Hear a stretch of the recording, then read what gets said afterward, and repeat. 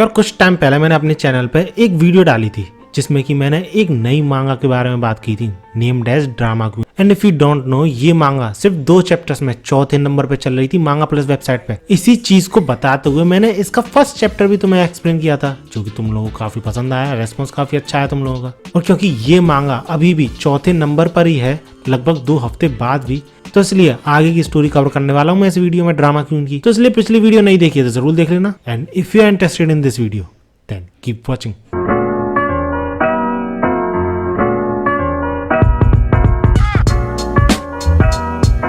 तो पिछली वीडियो की एंडिंग हुई थी नामामोटो के टेस्ट के साथ, यानी इसको एलियंस काफी यार टेस्टी लगते हैं। बंदी एलियन को भून के खा गई, but Takemi as a normal human इसे उल्टी हो जाती है सिर्फ एक हिस्सा खाने के बाद। और जब इन दोनों के बीच ये सब कुछ चल ही रहा था तो तभी उनका गेट पे नॉक नॉक करते हुए आ जाते हैं 2 एलियंस, जो कि नेबर्स थे नामामोटो के और कंप्लेंट करने आए थे। टू बी एग्जैक्ट, कंप्लेंट के लिए कंसेंट लेने आए थे नामामोटो का। कैसे इन फ्लैट्स में जो सीलिंग है वो काफी ज्यादा नीचे है, जिस वजह से इनको काफी ज्यादा प्रॉब्लम हो रही है यहाँ पर रहने में। इसलिए वो चाहते थे कि नामामोटो इस कंसेंट पे हाँ कर, जिससे कि वो कंप्लेंट कर सके लैंडलॉर्ड को। लेकिन तभी ये एलियंस रियलाइज करते हैं कि नामामोटो से काफी ज्यादा बदबू आ रही है। और सही में ये दोनों इतने फुद्दू थे कि इनको पता ही नहीं था ये बदबू उन्हीं की बिरादरी के मरने के बाद जो बदबू आती है वो है। जिसके बाद जब ताकेमी और नामामोटो के बीच में बातें होती हैं तो वैसे तो ताकेमी ने ही बोला था कि वो एलियंस को मारेगा और नामामोटो उन्हें खाएगी।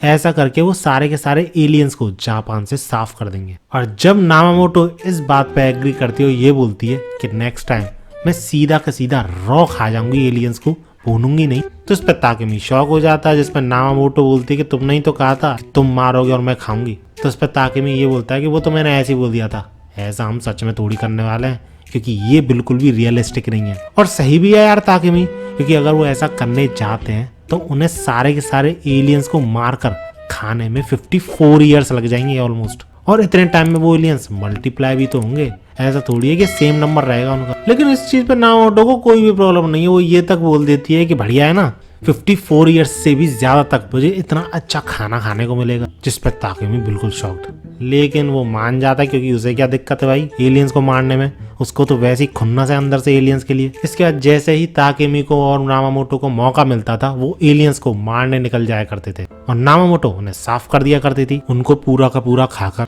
अब वैसे तो ताकेमी को ये चीज रियलिस्टिक नहीं लग रही थी कि वो दोनों मिलकर इस तरीके से एलियंस को खत्म कर सकते हैं जापान से, बट अब उसे ये चीज पॉसिबल लगती है, क्योंकि वो भले ही सारे एलियंस को ना मार पाए, लेकिन जब एलियंस को पता चलेगा कि उनकी बिरादरी के लोग अचानक से गायब हो रहे हैं जापान से, तो भैया क्यों आएगा कोई जापान। और इस तरह उन्हें सारे एलियंस को भी मारने की जरूरत नहीं है। जैसे ही वो स्टार्ट करेंगे और ज्यादा एलियंस मरने लगेंगे, अपने आप ही एलियंस डर के आना ही बंद हो जाएंगे और इस तरह वो अर्थ को या फिर बोलूं जापान को फ्री कर सकते हैं। और ये सब चीजें करने के बाद ताकेमी सोच रहा है कि वो फिशिंग करने निकल जाएगा फिर से, नामामोटो चाहे तो वो भी आ सकती है। और इसी तरह ये दोनों बातें कर रहे होते हैं और तभी सीन चेंज होता है और हमें दिखाया जाता है एक रैंडम बंदा जिसको की फुटेज मिल गई थी ताकेमी और नामामोटो की, और वो क्या कर रहे थे एग्जैक्टली उसे पता भी चल चुका था, जिस वजह से वो उनसे मिलने जाने की बोलता है। इसके बाद अगेन सीन चेंज होता है और हमें दिखाई जाती है नामामोटो, जिसके की मुंह से पानी निकल रहा था। नहीं, इसे किसी भी तरीके का बर्गर, पिज्जा या फिर कोई और डिलीशियस फूड नहीं दिख रहा था। ये देख रही थी 2 एलियंस को किस करते हुए। एंड क्यों एलियंस को देख के ये इतनी बावली हो रही है तुम सबको पता है, अभी मैंने बता ही दिया। इसे काफी टेस्टी लगते थे ये एलियन, बट वो इन दोनों को हार्म नहीं पहुंचा सकती थी, क्योंकि ये दोनों नेबर्स थे नामामोटो के। और अगर इनको मार के खाने की कोशिश करी इसने तो सबसे पहले शक नामामोटो पर ही जाएगा, जिस वजह से ताकेमी ने मना कर रखी थी कि कोई और एलियंस को देख लेंगे, कितना भी खा सकती हो तुम, बट उन दोनों नेबर्स के साथ कुछ नहीं कर सकते। इतने में वही बंदा नामामोटो के पास आता है और उससे कॉम्प्रोमाइज करके उसके साथ चलने को बोलता है। इसका सीन चेंज होता है और हम देखते हैं ताकेमी को, जो कि वैसे तो बुक्स पढ़ रहा था ऊपर से, लेकिन मन ही मन ये सोच रहा था कि यार उन्होंने सिर्फ 1 हफ्ते में 15 एलियंस को ठिकाने लगा दिए। और भले ही ये इतनी बड़ी चीज नहीं है कि न्यूज़पेपर्स में आ जाए फिर मैगजीन्स में आ जाए, लेकिन स्टिल अगर वो इसी पेस से चलते रहे तो एक ना एक दिन ऐसा होगा और एलियंस डरने लगेंगे, जिस वजह से जो वो चाहते हैं शायद वैसा ही हो जाए। जिस वजह से वो काफी अच्छे मूड में था, लेकिन उसका मूड खराब हो जाता है तब जब वही बंदा नामामोटो को उसके गले में पट्टा बांध कर लाता है और ये बोलता है तुम भी मेरे साथ आ रहे हो। इस तरह ये बंदा इन दोनों को इंटेरोगेट करता है, काफी सारे क्वेश्चंस पूछता है, क्योंकि इसे पता था कि इन दोनों ने मिलके काफी सारे एलियंस को ठिकाने लगाया सिर्फ एक हफ्ते में। बट ऐसा नहीं था कि एलियंस की तरफ से था या फिर किसी तरीके की पुलिस था, नहीं, उल्टा ये एक मिडिलमैन था जो कि क्लाइंट्स के लिए एलियंस को मारा करता था, जिस वजह से वो ताकेमी और नामामोटो से उनके साथ काम करने की बोलता है। बट ऑब्वियसली ताकेमी विश्वास कर नहीं सकता था उस पर, इसलिए मना कर देता, भैया हमने किसी एलियन को नहीं मारा, कैसी बातें कर रहे हो हमारे साथ, मुझे इस बारे में कुछ नहीं पता है, हम दोनों को इस बारे में कुछ नहीं पता। बट ये बंदा ऐसी बात थोड़ी कर रहा था इन दोनों से, उसके पास फुटेजेस थी कि उन दोनों ने एलियंस को ठिकाने लगाया है काफी सारे। And if you are wondering कि ये फुटेज किसी तरीके के सिक्योरिटी कैमरा से आई होगी, तो नहीं, ताकेमी ने ये सारी चीजें देख रखी थी। किसी सिक्योरिटी कैमरा में वो आने ही नहीं चाहिए थे, क्योंकि कोई कैमरा था ही नहीं जहाँ पे उन्होंने ये सब किया। बट वो ये चीज भूल गए कि एलियंस के आने के बाद टेक्नोलॉजी आई है काफी तगड़ी, जिस वजह से सैटेलाइट्स के थ्रू भी इस तरीके से नजर रखी जा सकती है, और उसी चीज का इस बंदे ने फायदा उठाया। लेकिन स्टिल ताकेमी उसकी बात को मानता नहीं है। एक तो उसने पहली बार सुना है कि ऐसा भी कोई बंदा है जो कि एलियंस को मारता है पैसों के लिए, क्लाइंट्स के लिए अपने, और दूसरी चीज किसी रैंडम बंदे पे वो इतनी आसानी से भरोसा थोड़ी कर सकता है जो कि उन्हें इस तरीके से जबरदस्ती यहाँ पर लेके आया। बट ये बंदा सामने से ये भी बोल देता, ठीक है तुमको हमें ज्वाइन नहीं करना, मत करो, बट तुम ये तो बता दो कि तुमने उन एलियंस को ठिकाने लगाया कैसे, क्योंकि ह्यूमंस के कंपैरिजन में इन एलियंस की बॉडी को ठिकाने लगाना काफी ज्यादा मुश्किल है, क्योंकि इनकी डेड बॉडी से काफी ज्यादा सड़ने की बदबू आती है, जिस वजह से तुम इन्हें भले ही कहीं दफना दो, कहीं रिवर या ओशियन में फेंक दो या फिर जला दो, बदबू हमेशा आती है। इनफैक्ट ये बंदा एलियंस की डेड बॉडीज को ठिकाने लगाने के लिए काफी ज्यादा पैसे भी खर्च करता है। लिटरली उनकी डेड बॉडीज को क्रश कर देता है, पहले सीमेंट के साथ मिला देता है एंड देन किसी होल में डाल देता है, जिससे कि किसी को अंदाजा ही ना लगे कि इसमें एलियन की बॉडी मिली हुई है। बट स्टिल एलियन की बदबू इतनी आसानी से नहीं जाती, वो तब भी रहती है। और ऐसा भी नहीं है कि उसने डेड बॉडी को काफी नीचे तक नहीं दफनाया, काफी डेप्थ तक ऐसा करता है वो, बट स्टिल एक न एक दिन वो बदबू ऊपर आ ही जाती है और काफी टाइम तक रहती है, जिस वजह से वो वंडर कर रहा है कि सिर्फ 2 लोग मिलके, वो भी बिना किसी पैसे के, बिना किसी प्लान के, एक एलियन को ठिकाने लगा कैसे पाए।